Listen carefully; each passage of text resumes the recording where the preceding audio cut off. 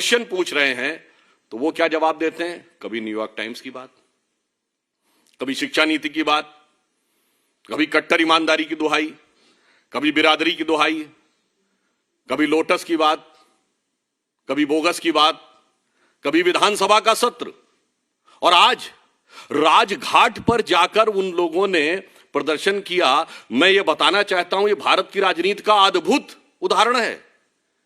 राष्ट्रपिता महात्मा गांधी, जो शराब के पूर्णतः विरुद्ध माने जाते हैं, इस देश में ऑफिशियली उनके जन्मदिन ड्राई डे माना जाता है, और शराब में एक पौवे के बदले दूसरा पौवा देने की नीति बनाने वाले लोग जाके राजघाट पे महात्मा गांधी की समाधि पे अपनी सत्यता की दुहाई दे रहे हैं।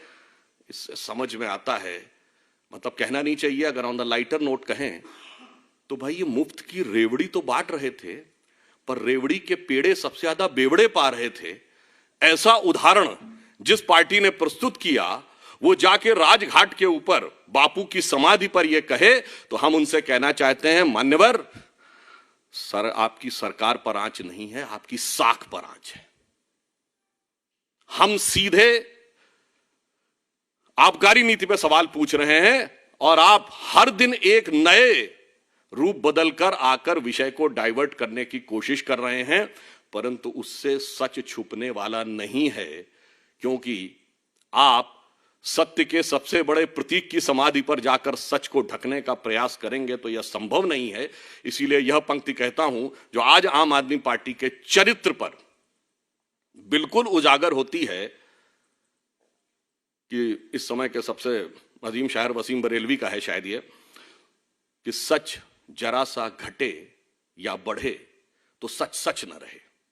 सच जरा सा घटे या बढ़े तो सच सच न रहे, मगर झूठ की तो कोई इंतहा नहीं, और लाख चेहरे बदल के आ जाता हूं मैं, मगर ये आईना कमबख्त झूठ बोलता ही नहीं।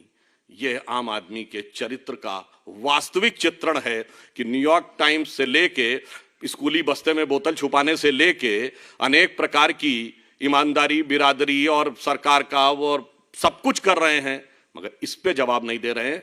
तो अंत में मैं यह कहते हुए कि हमें जवाब आबकारी पर चाहिए, किसी और चीज के ऊपर जवाब नहीं चाहिए, और वह जवाब देने की वह स्थिति में नहीं है। इसलिए नित नए प्रकार के प्रदर्शन, आवरण और स्वांग रचने का प्रयास करते रहते हैं।